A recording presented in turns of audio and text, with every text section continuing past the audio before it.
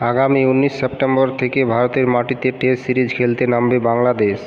বৃহস্পতিবার 2 টেস্টের দল ঘোষণা করে দেয়া হয়।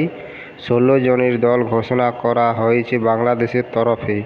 চোটের কারণে বাদ পড়েছে শরীফুল ইসলাম। প্রথমবার টেস্টের দলে ডাক পেয়েছে জাকের আলী।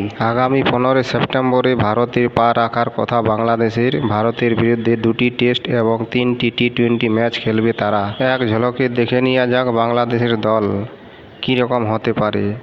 নাজমুল হাসান শান্ত অধিনায়ক, সাদমাল ইসলাম, জাকির হাসান, মমিনুল হক, মুশফিকুর রহিম, সাকিব আল হাসান, লিটন দাস, মেহেদী হাসান মিরাজ, জাকের আলী, তাসকিন আহমেদ, হাসান তাইজুল ইসলাম, মোহাম্মদুল হাসান জয়, নঈম হাসান এবং খালেদ আহমেদ।